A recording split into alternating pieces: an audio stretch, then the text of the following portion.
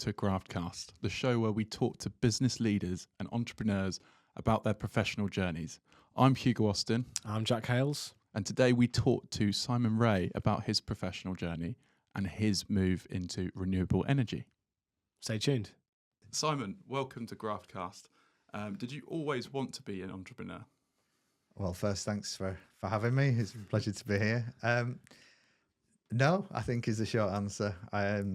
I didn't really have any grand plans for that. It just kind of worked out that way, that I like solving problems. And every time I came across a problem, I like to do something about it. And businesses have sprung up as a result. Brilliant. And so can you just tell us a little bit about your upbringing? And did that lead to you being sort of an entrepreneur, would you say, or? No, I think I'm the black sheep in the family, really. I'm one of the first ones to actually become self-employed, and my dad was an engineer, my mum's a nurse. Very normal upbringing. I did an apprenticeship in mechanical engineering, and I discovered I was quite good at CAD, as that was becoming a big thing, and I was singled out and given opportunities to do that. Yeah. So I left my apprenticeship and I became self-employed, and I think that was the first step. Is self-employment, it really is, it's freedom, and it just gives you a lot more confidence that you can shape your own journey. But it was a strange journey because I didn't really have anyone to talk to. It's quite lonely when you're doing this, and I think a lot of other people who are self-employed will probably feel the same way, that it's very difficult to find people to talk to. But in those early years, I was really fortunate. I had some good friends, and we went to work in Australia on working holiday visas. Had a great job there, working involved in the Olympics while we were out there, and learnt a lot. Got a lot more confidence. Got a lot more drunk, and I sort of matured a lot while I was out there. And I came back, and I was 22, and straight in at the deep end. It was right in the thick of the mobile phone boom when they were doing the 3G mobile phone rollouts, and I was just given an opportunity to run the Irish office of an English consulting engineering company while we were building the third mobile phone network over there. So I very rapidly went from being sort of CAD engineer to office manager and project engineer, and I had about 10 staff. And had to get cars for them, and you can imagine some young 22-year-old going into a car dealership and saying, "Right, I need 10 Nissan Terranos, please." And they were like, "Yeah, whatever." And then I was like, "Yeah, I'm still stood there." So they, eventually the light bulb switched on, and they went, "Oh yeah, okay." And we became their most profitable office. It was really enjoyable. I automated processes and just used my skills, not really thinking about it. And then they started sending work to us from the UK, and then it started getting really boring because we couldn't go to site, and I've been up every mountain and every building rooftop. And so I did take the leap and went out and set up my own consulting engineering firm, and that was the first step into entrepreneurship, I think, and didn't think it was that at the time, but great opportunity, and it was good. And was that sort of your that first job? Was that your first, I suppose, look at leadership or anything like that? Or not by design, but I had to learn how to be a boss and not just a contractor. And I don't think I've yet mastered that, even all these years later. I do all right, but I don't feel like a natural leader. I'm too technical. I like solving problems and getting things done, and office politics and the softly approach. I struggle with that a little bit, but I've got people that do that for me now, so it's quite. Do you prefer especially when you were first starting off? Were you more hands-on, more operational? And now, would you say you still prefer that kind of aspect or the managerial aspect? That's a really good question.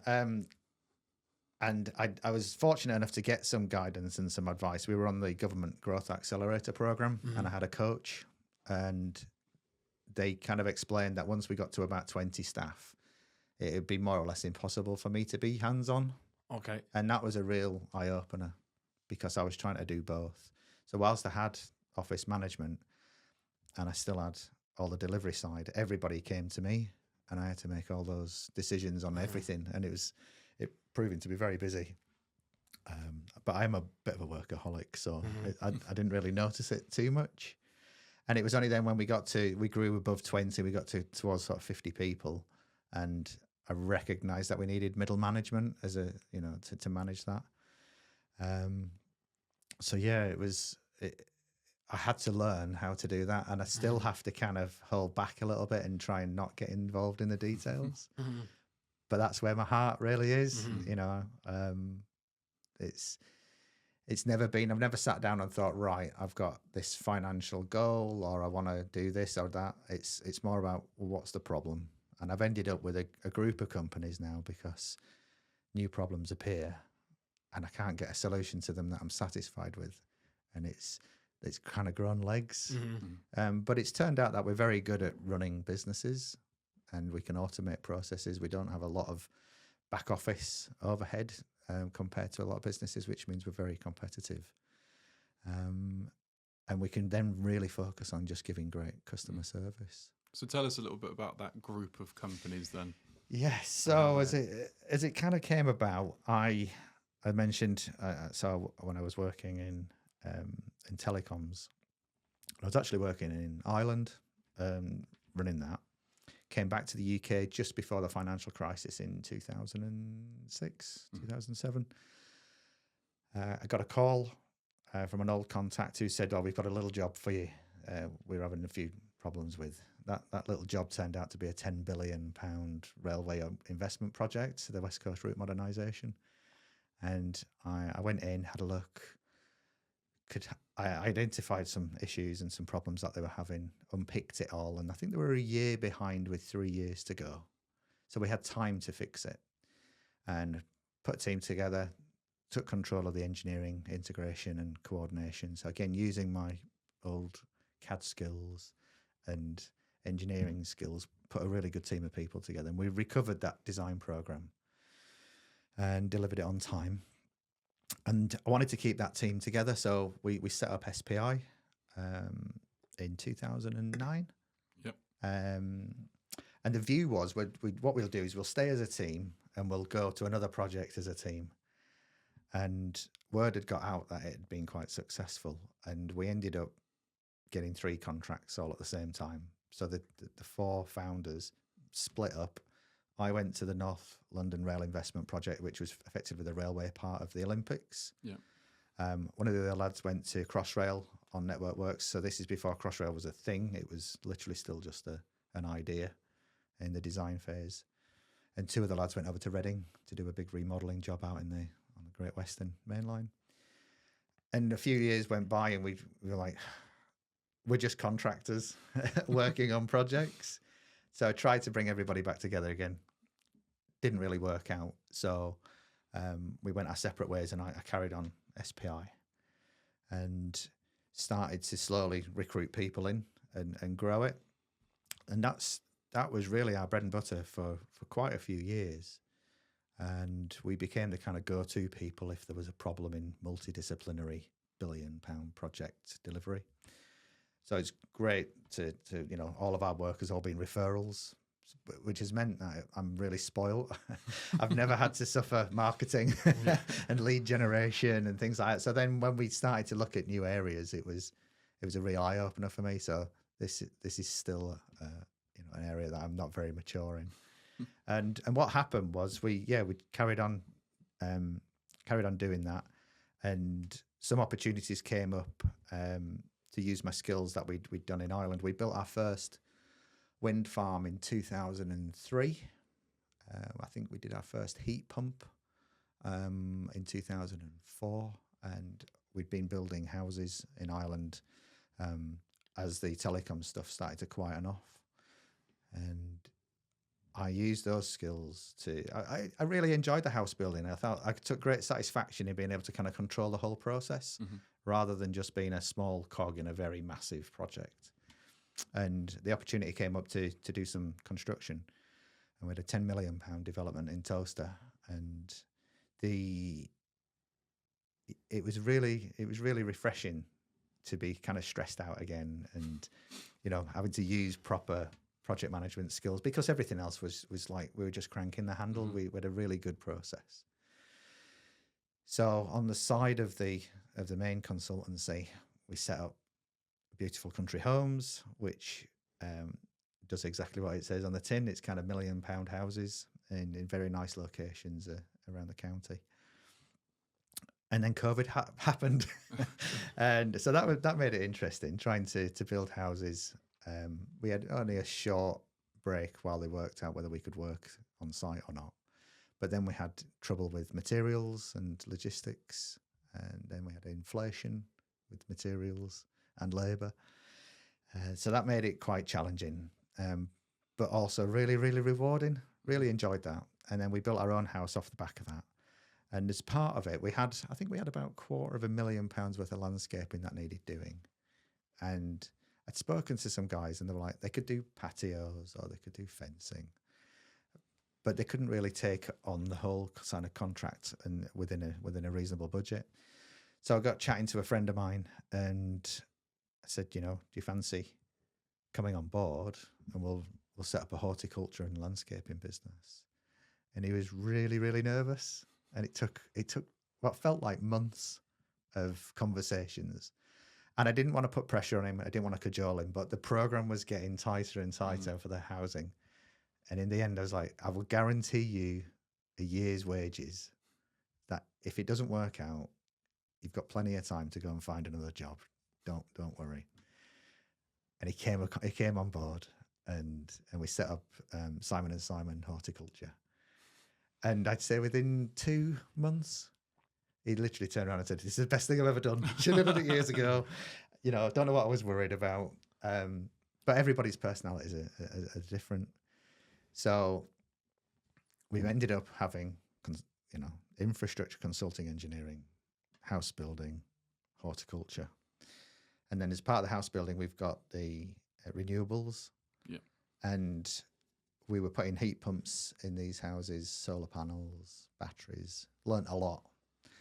And then as the economy took a bit of a wobble and the demand for that type of housing kind of softened a bit, we decided to just pivot more into the renewables. We have a lot of contacts, and they were all just saying, there's either guys who are one-man bands, or there's some big companies, but they've got 5-year pipelines. So there's a big gap for a professional firm to kind of step in. And it just got to a point where I thought, well, I don't need the stress of public sector working. I've got guys who can take care of all that now. I've got a bit more time on my hands, and I thought I'd throw myself into that, and enjoy that a bit more. So there's a connection between it all. There's an engineering thread through it all. Yeah. But it turns out that it's quite enjoyable to run the mechanics of a business and let the professionals who are really good at what they do just focus on that. Yeah.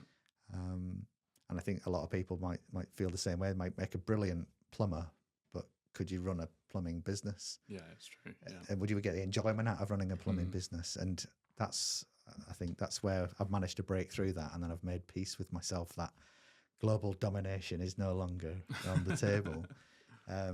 But in my 20s, I thought, the world was my oyster. Yeah. And we could have, 10,000 people worldwide, and because there's a demand for what we do, but it's just the stress that goes with it. So you've just got to decide. So for me, as a first generation of, entrepreneur, it's my job now to kind of build a legacy for my children and family. I actually agree with that. In the more money and the more sort of the bigger the business is and the higher the position, even if you're not an entrepreneur, the more the stress. So without a doubt. Yeah. I mean, there's definitely a different mentality between a PAYE and a self-employed person. I've seen that firsthand, where it burns a hole in people's pockets when they get it every month and they're guaranteed it every month. Yeah. Whereas with self-employment, you're generally always wondering, is next month going to be good? Yeah. And even Yeah. though you've got a pipeline of work, what's going to go wrong? Who's not going to pay on time? So your priorities are different, and stress is different. Yeah. But it's just so liberating to work for yourself, and I'd highly recommend it to anybody. I think what I say to Hugo all the time, it's quite less like we find definitely now the concept of like growing the business and pushing the outreach and pushing the brand. It's just so much more satisfying because for example, like today, going to a networking event, chat to a lot of different people. Even though that's not technical, that's not operational, but it's just when you can convert and you start expanding the business, I find it so much more satisfying now than the actual operational side of stuff.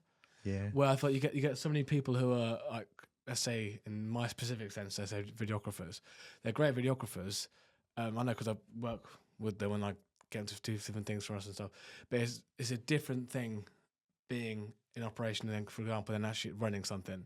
It's a completely different. It really is, and it's not always enjoyable. It's stressful running a business, but there's a happy kind of medium in the middle where you can be self-employed and you can have effectively you're creating a well-paid job for yourself, but it limits you to how you can grow. Yeah, and you've then got to make that leap of becoming from self-employment to becoming a boss. Yeah, and it is lonely, and it can be challenging and stressful and the rest of it. I'm just fortunate that I've kind of come through it, and I've made peace, as I said before. I think is the right way to describe it. That I'm happy with my lot. Yeah, and now it's just a case of simplifying life and trying to help others. So everything that's set up, we could become a massive gardening business if we wanted to, but rather than me driving it, I say to the other Simon, what do you want to do? Where do you want to go? And once we have a plan, I can help implement that, and he can just focus on being customer facing. Yeah. Which he loves, drinking tea, eating biscuits, and gardening like an absolute madman. He's so quick. Yeah. He's such a lovely bloke, and I just feel a pleasure to be a partner of his, and I feel proud that we've been able to change his circumstances. And I'm sure he'd never go back to being staff again. And what would you say to a business perhaps that, not talking about anyone in particular, but if there was a business where perhaps the two people in charge would like to be that CEO role and maybe struggle a bit with that operation side of things and would much rather be growing the business and not working on the business? These two hypothetical good people. Question. Yeah, it is a good question. So I think it's about focusing on what you enjoy and what, as well as aligning what your skills are at. But it is fair to say that creative people and technical people and any sort of skill, anybody doesn't necessarily make you a good manager. You could be really good at your job. And we see it all the time. Somebody wants to get a promotion at work, and the only way to go is off the front line and into management in order to try and get more money. And it's not where the heart is. No. It's just where the wallet is.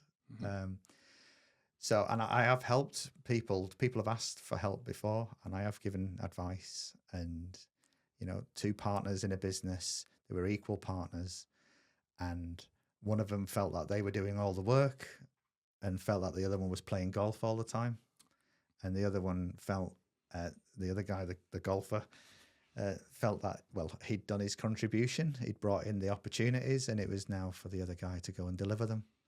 And I didn't. In the end, they went their separate ways because it wasn't the type of partnership. I think the relationship had sort of broken down a little bit because it had been left too long. But as I mentioned with Simon Milner, he is really good at what he does. So I don't try and be a gardener, and he doesn't try and run a business. And whilst we're 50-50 partners, we don't really take money 50-50 out. It's more like 70-30 his way, because he's doing all the hard work. Absolutely, yeah. We're just running the back office and doing it efficiently, and therefore we can split the profit at the end. So, and I'm happy with that. I think that's a much fairer way of doing it. I mean, if these two hypothetical people are both arm wrestling to become We can cut that, yeah.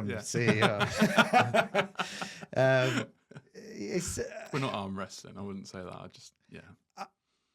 There's no the further you are up the management chain, the further you are away from the pleasure and the enjoyment of it, and you're just into administration.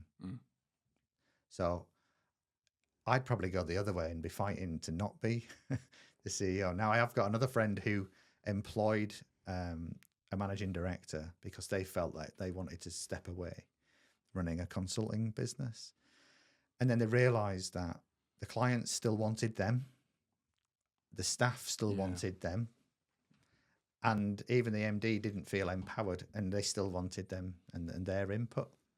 So they didn't get this opportunity to go and sit on a yacht somewhere. They were still very much involved in the business. Yeah. But I'm not a professional business manager.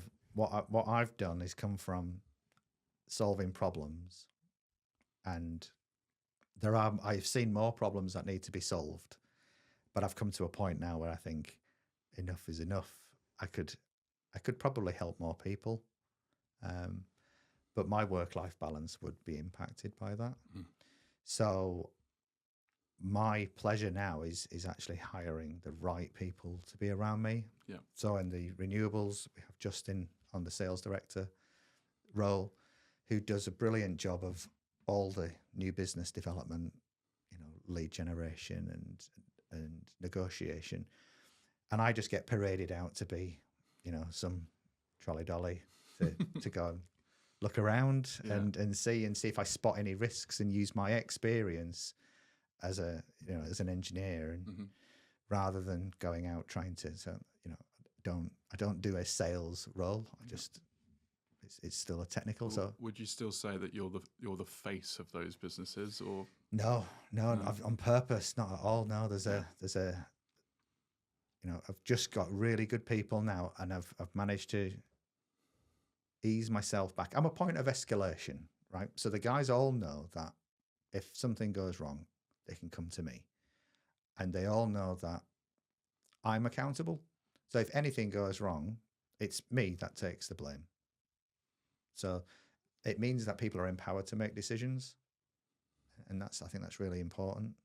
That they're not worrying that I'm going to come down on them like a ton of bricks. Yeah, we've got competent people who've got experience. They're empowered to make decisions, and they can always come to me and ask me questions. But I don't want to be the face. I've learned my lesson, because I came from a single consultant to being a group of consultants where everybody still wanted me, and I'd be stuck on these jobs for months at a time, giving the client confidence that my team was good enough for them. And partly I, control freak and didn't want to leave, and I liked the detail and the rest of it, but I learned to kind of step back. So I think with any new business that there's so much to do that I don't think fixed roles really matter. I think you can still make decisions jointly, and I think you should, because that's really important. Because if one person goes steaming ahead, the other person's either going to be thinking, well, I'm not going to support that, or if it goes wrong, I told you so. It's very difficult to just keep a partnership. I avoided partnerships for a long time because I felt like I was too dominating. Yeah, it'd have to be my way or no other way. And it's just taken me a long time of working with people and just naturally getting older. So I wouldn't sweat it too much. I think anybody who is, in a situation where there are partners, make sure you've got clearly defined roles. Try and keep the overlap to an absolute minimum. Meet regularly and talk about what's going to happen in 3 weeks, 2 weeks, next week. Yeah. What happened this week?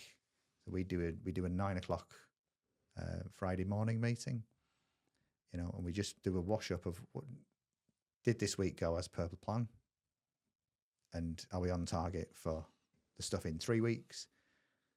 and make sure that nothing's changed in for the 2 weeks and 1 week. But we never sit down and go, right, well, what's next week? That's too late.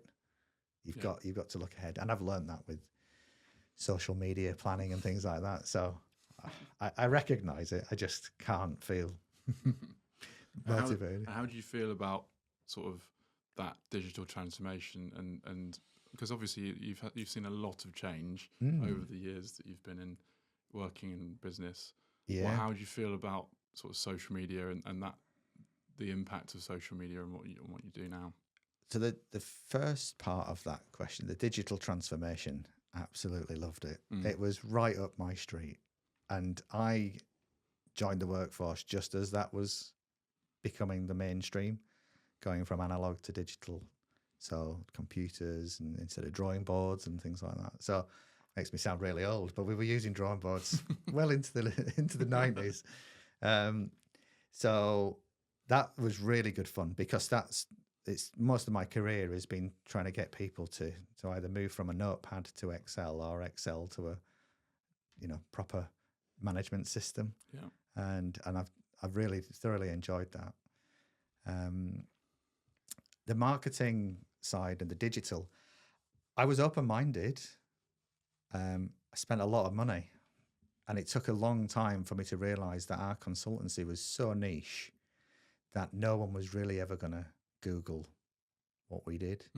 No one was really going to put their reputation on the line from a Google search. They would only go to their network and find people that knew us, that liked us or trusted us to support them.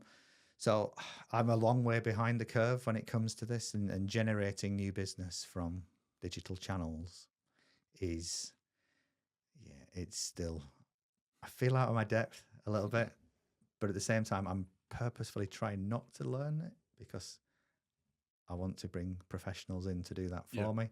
Because if I do it, then I'll be the front of it again and I'll be the face, and hence why reluctance to be the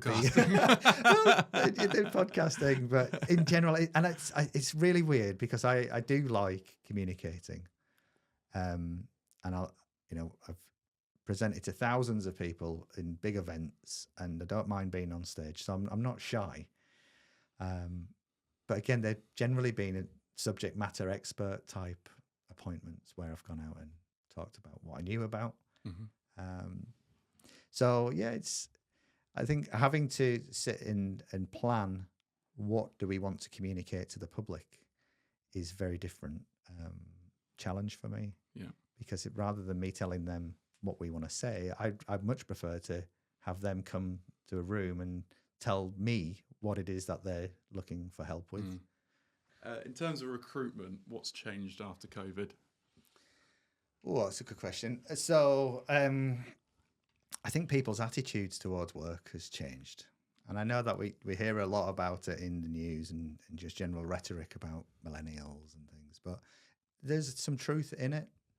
I would say up to and before COVID and then lockdown, people took their jobs. People still thought about having careers and that the job it wasn't a right or a given. So their attitude towards it would, they would work and they would put in the hard graft. And I felt that after COVID, that changed. It changed for me as well, because you got used to working from home. I'd made a decision not to commute into London after 3 years. And I would go only off peak, or I'd only go Tuesdays to Thursdays. So everybody changed. But we found that people's attitudes towards work was very different, especially in the younger generation when we were trying to recruit in. We were still growing and trying to, hire several people a month. And we were getting feedback after 6 months saying, I'm not really feeling the vibe. And it's like, we are still technically in lockdown. It's not completely over yet. So there is no vibe. Or we were in an open plan office. And some of the younger ones were teaching each other French across the partition, whilst there's people in accounts trying to, correlate, do bookkeeping, and correlate invoices. and it really didn't. Open plan officing didn't really work then. Prior to COVID, it had always felt like it was a professional environment and consulting environment where everyone was quiet and got the work done, had the breaks, had the chats. We had a lot of socials and things like that. And it just seemed to, it changed, the mood changed. And to a point where I changed and decided that we were no longer going to keep trying to grow the consultancy. And we would really rely more on contractors. Yeah. And I've found that space hasn't changed. And I know contracting really well because if you don't work, you don't get paid. It's a very simple formula. And there's generally no hassle. As long as people get paid on time, the administrative burden is so low. Are there negatives to it, though, in terms of contracts? With contractors, well, you would say it's more expensive as a route through on the face of it. But now that you've got an increase in employers' national insurance, which was already quite high, and you've got pension contributions and other obligations that you've got to make, I think the gap has closed between staff and contractors.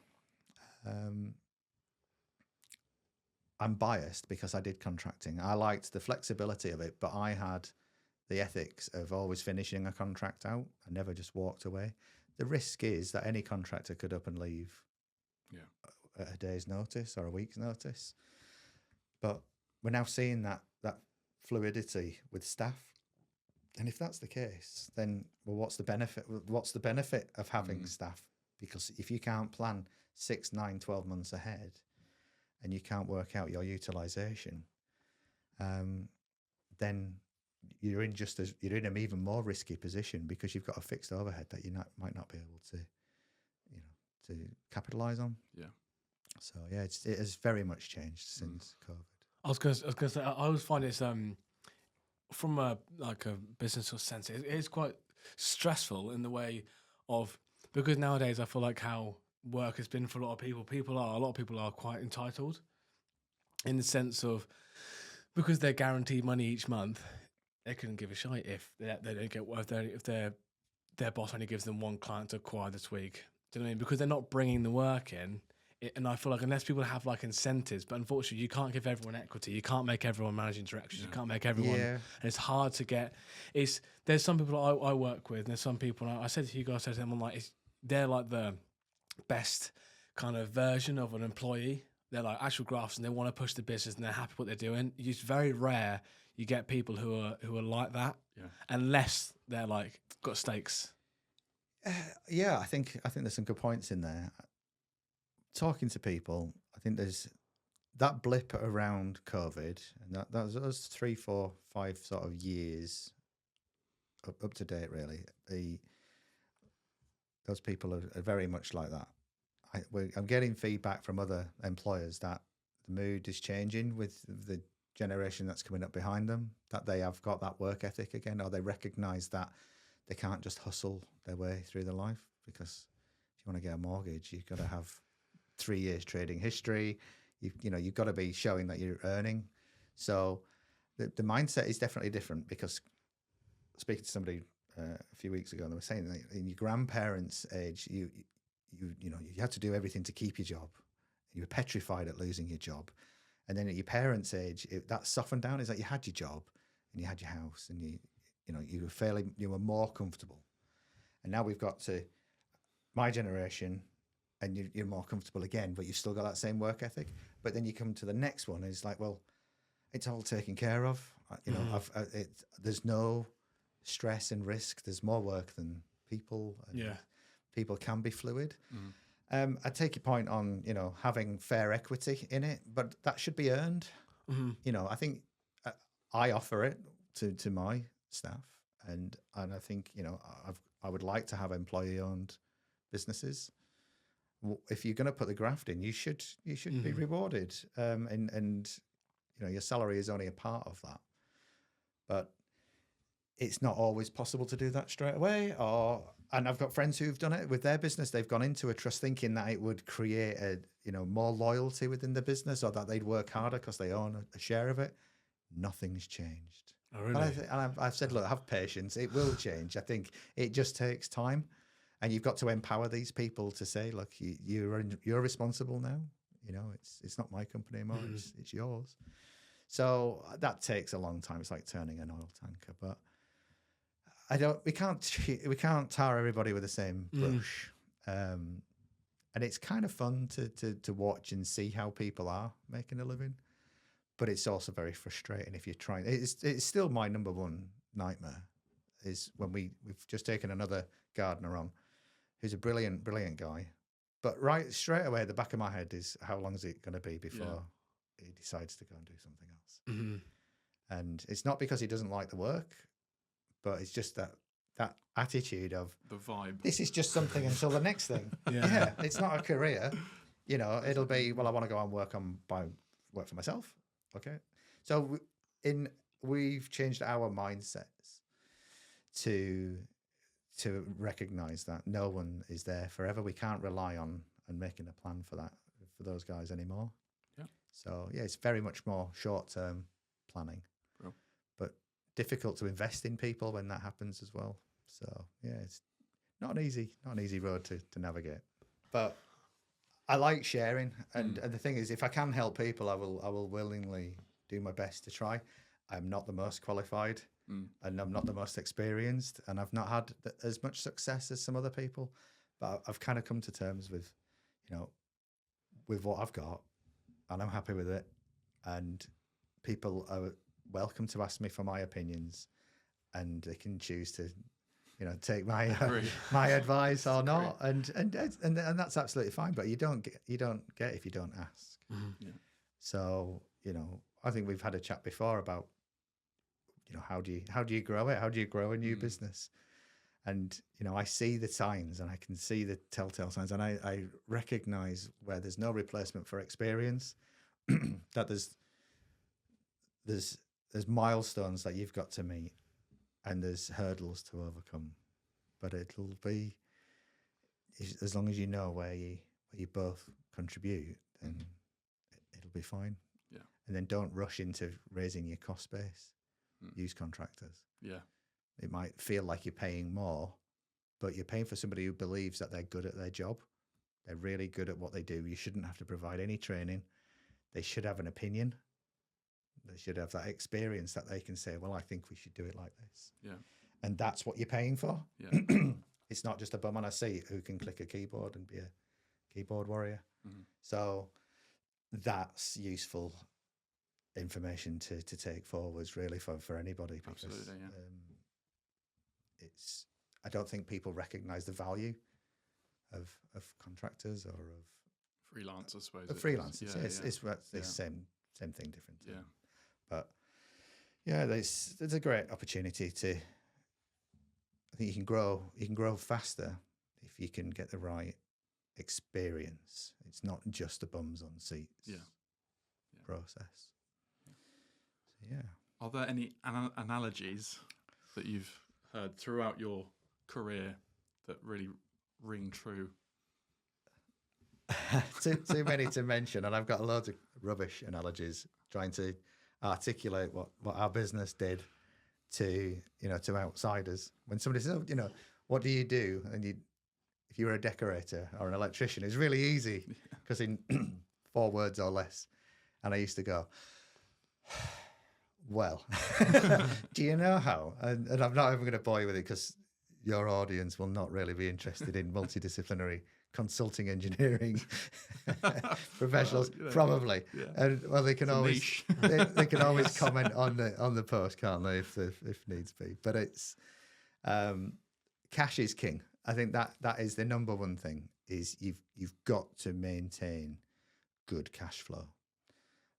I've also helped a number of people who are decorators or electricians or carpenters who have not been controlling their cash flow, just focused on doing a good job, and their clients, other developers, taking advantage of that, and then trying to renegotiate the position when they're owed 70 grand or 100 grand or whatever it might be.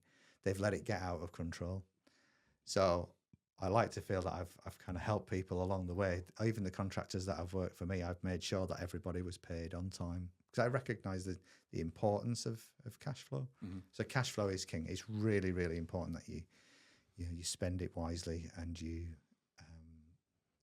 collect your debts quickly, and don't be too polite about it. If you've got to go to court, just start the process. Would you say that you've had any sort of mentors along the way, or is it very much winging it? Winging it. I speak to a lot of people, Yeah, and I do.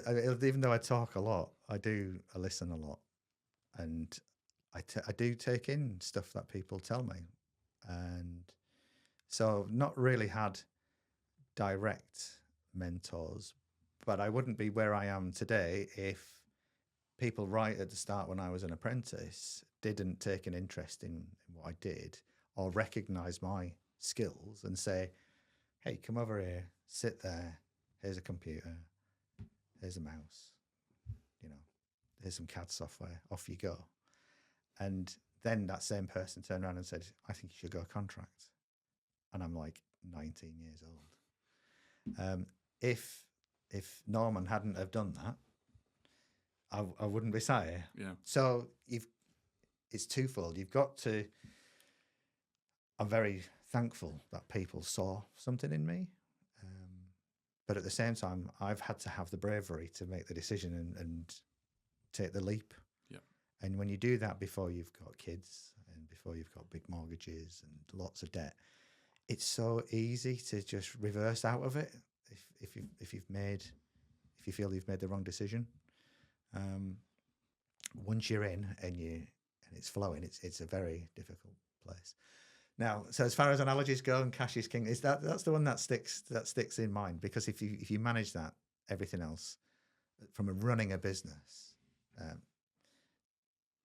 just runs itself. I can't on the spot now. I'm struggling to think of other ones. Yeah. I've got other ones, but they're not useful. Well, Jack earlier on was talking about networking. I heard one on a podcast the other day, and it was networking is one letter off not working. You know what, though? You never know who you're going to meet. No, exactly, yeah. And I went to a networking event, a networking lunch recently. Was dragged along by my sales director. And I went in, and people were introducing themselves, and it was like, hi, I'm so-and-so, I'm an accountant, I run an accountancy. And the next one was, hi, I'm so-and-so, I'm an accountant, I run an accountancy. There were 4 accountants in this thing, and I'm thinking, what a waste of my time. And I went and I grabbed some lunch, and I sat down at a table just randomly, and the guy sat opposite me, and he said, what do you do? And I was like, well. And then I said, well, what do you do? And he went, oh, I do mergers and acquisitions for companies and for business owners who want to sell their businesses or exit. And I was like, oh, let's have a chat. Yeah. And it was very relevant, because I was like, I've heard of this. I don't know what it is. I want to know more about it. And now we're talking. Brilliant. So networking can be useful, but you've got to be in the right room. Yeah. And you've got to be brave enough to walk away if it's not. If they need to be able to people who can help you grow, not just give you leads. Yeah. And there's a lot of opportunity to just keep talking, and people, without even realizing it, will be giving you advice that's based on their years of experience, and it's up to you to kind of disseminate that and work out what it actually means, or how do you apply it. But I feel like we can talk. You're always welcome to call me, or we'll go for a pint or whatever it might be, and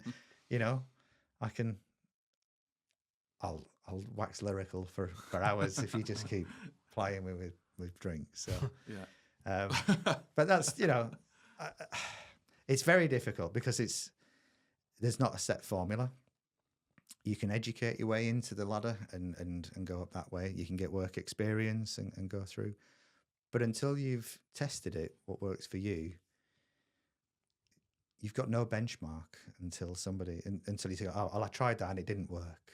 And that person said it did. It might or it might not. So I'm always really pleased to see people who are trying to do it, and I'm always open to trying to help wherever possible. Brilliant. Well, thank you so much, Simon, for coming Pleasure. on the show. Thank you today. very much. Thanks very much. Great opportunity. I've broken my cherry, so let's see where it leads us. Brilliant. Cool. Well, what do you think of that, Jack? That's good. I do very much like the. It's good to be fair. You chat to more and more people. They do have a similar thought process. Yeah. When it's about like the staffing and that kind of drive, it's quite refreshing to hear someone from Simon's position to still have that kind of same thought process. Yeah, and I thought it was quite good of him, really, that he quite obviously does want to just help people that are going into businesses and have good ideas. He generally just wants to help. There's so many people out there that will give help, but they want something in return, and you just don't feel that with Simon. So it was a really, really good episode in that sense, I think. Yeah, no, definitely. I did think the same thing, to be fair. I think people have a misconception that they think like people who are in a higher power positions are all knobs. Yeah. But actually, you find people who are very successful. They just want to help because they've climbed that ladder and they've seen and people also appreciate and respect when you're putting the graft in. Yeah. Do you know what I mean? Brilliant. And that's exactly what we're looking for on Graftcast. Thank you very much for joining us today. Thank you very much.